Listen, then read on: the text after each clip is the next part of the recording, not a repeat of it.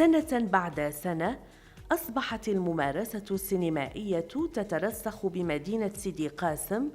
من خلال أنشطة شبابها وأطرها المنضوية تحت لواء ناديها السينمائي، رغم الإمكانيات القليلة وانعدام البنيات التحتية الضرورية للعروض الفيلمية. الدورة 14 لملتقى سيدي قاسم للسينما المغربية يأتي في ظل التحولات التي يعرفها المشهد السينمائي ببلادنا، والنادي السينمائي من خلال تنظيمه لهذا الملتقى يؤكد لجمهور مدينة سيدي قاسم ولعموم المهتمين على أنه سيستمر في إشعاع الثقافة السينمائية بهذه المدينة، وسيستمر في دعم السينمائيين الهواة وفي إثارة مجمل القضايا التي تهم مجالنا السمعي البصري.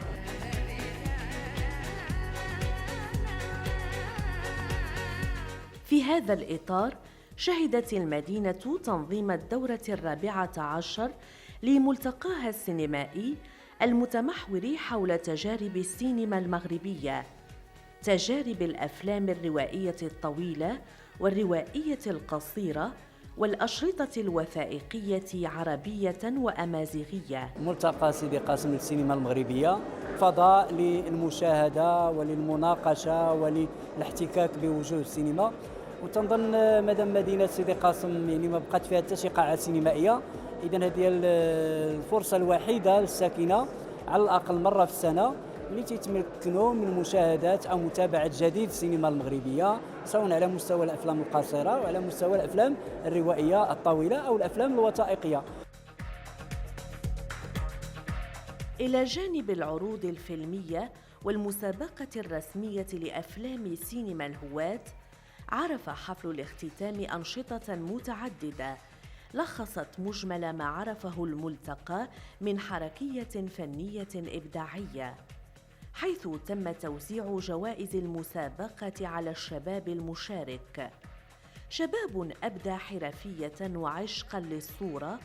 وقد تجلى ذلك أساساً في فيلم وأنا للشاب حسين شاني الذي فاز بالجائزة الكبرى للملتقى.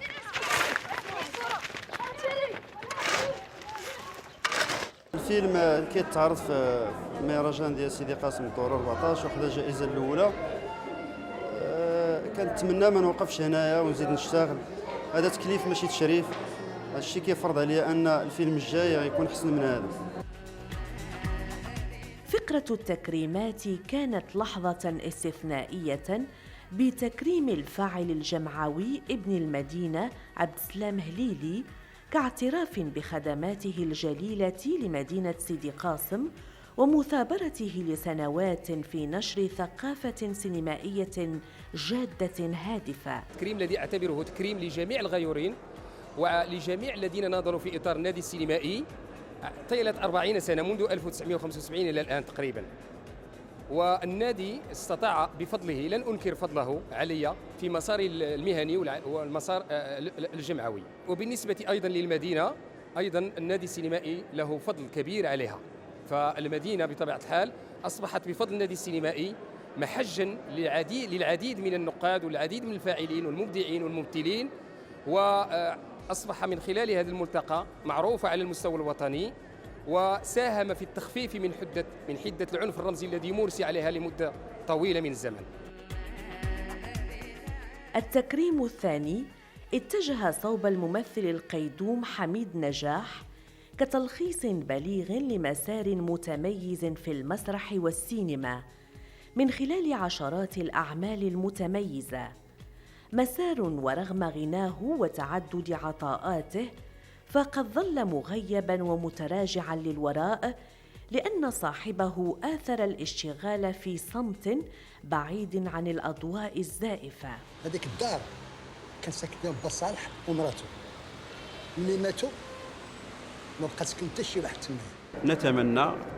أن تعرف المدينة تطوراً على مستوى البنيات حتى تستقبل الأعمال الفنية السينمائية المغربية.